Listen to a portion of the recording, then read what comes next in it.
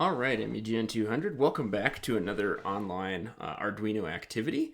Today we're going to be talking about capacitive touch sensing. So to lead off, I actually want to take a look at my lamp here that I've pulled off my nightstand because I needed some extra lighting over here.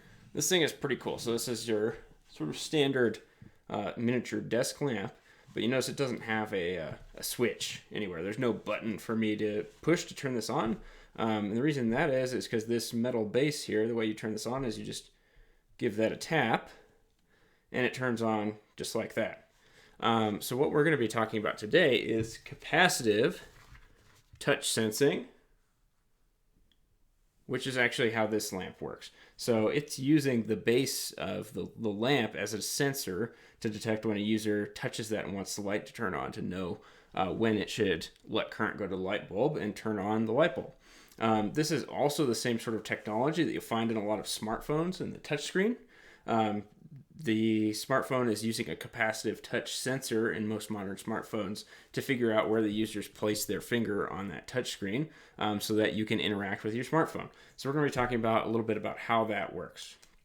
So in order to understand this, we're going to look at just a general RC circuit, right? So this is a capacitive sensing system, so we're going to expect to see a capacitor in our circuit here, and this is just the most basic sort of RC circuit that we could have. We have a voltage supply, we have a resistor, we're going to be measuring the voltage across the capacitor is normally what we're interested in these types of circuits. We have a capacitor, and we have a switch. Okay, so capacitors are interesting because of sort of their transient properties in an electrical circuit. They charge up, they hold electrical energy in the electric field, and they could store up a charge inside of them. So the way this works is if I were to close this switch, what's going to happen is when this capacitor is not charged at all, it just allows current to pass freely through it, and then as it charges up, it starts increasing in resistance. So what it's going to do if we close this switch and allow current to flow through the circuit is the voltage across that capacitor is going to change with time. It's going to start off to be very small because this isn't offering a lot of resistance in the circuit. So from Ohm's law, we wouldn't expect to see a big voltage drop across that capacitor. But as it starts to offer more and more resistance, we'll see that it does to have a bigger drop. So what's going to happen is we'll get a curve that looks something like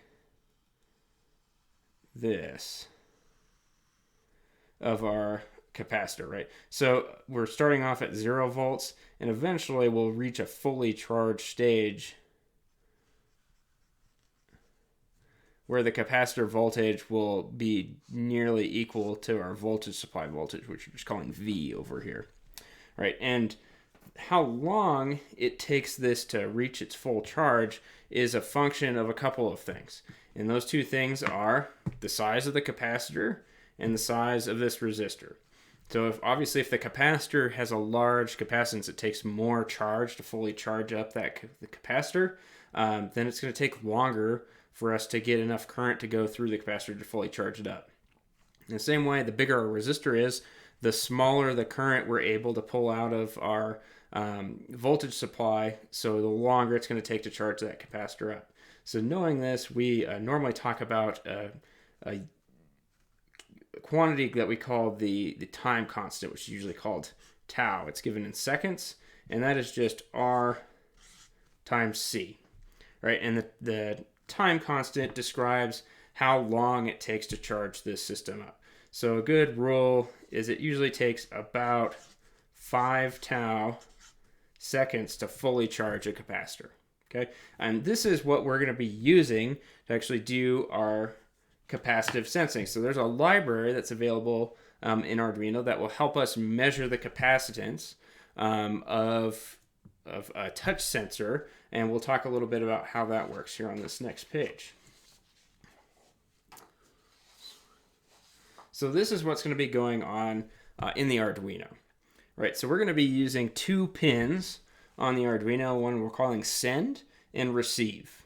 Okay, so instead of having a switch that closes the circuit and allows current to flow through this, what we're going to have is we have a complete circuit between these two pins, and then we're able to send a quick pulse of voltage from the send pin through this circuit. Okay, so we're going to send a pulse through our resistor to the receive pin, and inside of the receive pin, that circuit naturally has some capacitance associated with it. So we essentially have a capacitor going to ground inside of the pin. So there's going to be a natural time response of this simple little circuit here that will be sort of fixed. It'll be constant because that capacitance value is not going to change unless we do something externally to change that. And what we're going to do is run a wire up to some sort of metal object, which will become our touch sensor. And when we touch that, our bodies actually have a capacitance too. So this is a very crude drawing of a finger up here. So this is your finger coming down. You can see we've got a capacitor sort of inside of our body, and that's going to ground, right? Now you notice that we're not, physically connected to the Arduino's ground, but generally people are at a fairly low voltage potential. So we say that these two grounds are close enough that this touch sensor system is going to work. So what we're doing here is we're getting two capacitors now in parallel going to ground. And if you think back to physics, when you did simplification of capacitor networks, if you have two capacitors in parallel, you end up with a larger capacitance in your system. So what's going to happen is when we touch our touch sensor, the capacitance of this system is going to go up. It's going to take longer to charge up the capacitance of the circuit, and our Arduino will be able to see that delay and know that the capacitance in this circuit must have increased, and therefore something is touching the pad. Okay, so let's take a look at what this system actually looks like. I have it set up here. All right, so we've got an LED. This is what's going to turn on and off in response to when we touch our sensor. We have a large resistor. So this is a 1 mega ohm resistor. So this is the largest resistor in your kit. And coming off from that is going to be our touch sensor here. So we're going from the send pin here with the orange wire through the resistor. Receive pin comes back through this green wire. And then tapped into that is just one wire that goes out to our touch sensor. And I've just taped it onto a piece of aluminum foil so that I have a larger contact pad to work with. So if I touch this, we should see that the light turns on, right? And I release, and it notes that I am no longer touching that and turns the light back off, right? So that's how that works. Well, let's take a look at what the capacitance that it's actually measuring is. So I'm going to pull up the serial plotter. So I have this measuring the capacitance and then sending it out through the serial port so that we can graph it. So I'll bring that up on the screen. All right, there it is. Now, one thing to note, this particular Arduino library is just outputting arbitrary units as the units of capacitance. It's actually kind of tricky to calibrate a capacitance measurement, so it's not outputting like farads. So if you wanted to go and try and use this to measure the capacitance of an actual little capacitor for your circuit, it's not going to work because it's not calibrated to actually output farads. So just a word of warning there. All right, but what we should see is that those units will increase when we touch the pad, right? And we do that. So if I touch the pad, the capacitance shoots way up, and then when I release, it drops way back down again, right? And one of the cool things about this is you don't actually even have to touch the pad to get a good response out of this. So if I just bring my hand pretty close, you can see it's actually increasing the capacitance quite a lot, and then it just really jumps way up as soon as I start to touch that. Right? It's also kind of neat. You can tell the difference between different types of touch. So if I just put my fingertip on the pad, we get a signal that looks something like that. Whereas if I put the whole pad of my finger, we get something that just jumps straight up to a much flatter top value. So again, there's the fingertip, light touch, and then the full pad of my finger right there. One of the cool things about the system is we can use sort of any metal object that we want as a touch sensor. So as a demo here, let me get rid of this piece of aluminum foil, and we'll bring in a spoon. Add that into the breadboard there, and now we can detect when somebody is touching our spoon.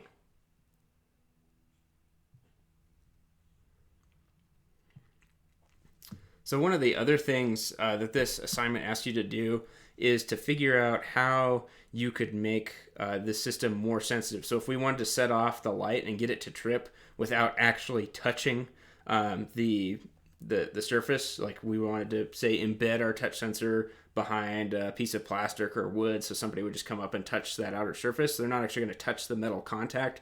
They're just going to get really close to it. So if we wanted to make our system more sensitive, well, how do you do that? So the general thing to keep in mind is that this package works best the bigger the capacitance of your system is. Okay, so the bigger your capacitance of the system, the more sensitive it's going to be, but the longer it's going to take to respond to a touch.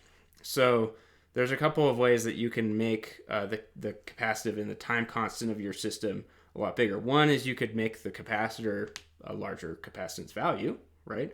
And you might remember from the parallel plate capacitor theory that if you make the area of a capacitor bigger, it's going to become a larger capacitor, have more farads of capacity. So you could do something like this, right, where we just get a much larger piece of foil. And if I bring my hand down here, I can see I can actually get this to turn on the light now. Exceed the threshold without actually touching the foil. So I'm just hovering above it right now. If I actually touch this, capacitance is going to shoot way up. Right? The other thing that you could do to change the time constant of your system and make that time constant bigger so that this package will work better is you can change this resistor value too, right? So if this resistor value gets bigger, then you should also be able to increase the time constant of your system and make it more sensitive. All right, so have some fun turning various objects in your house into touch sensors. Take us a cool video of what you guys come up with and answer the questions in the handout and get that submitted up on Canvas.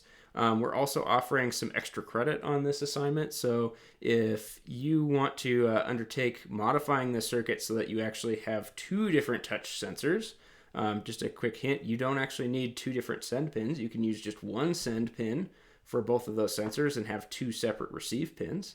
So do the research on that library and see how you would set up multiple touch sensors.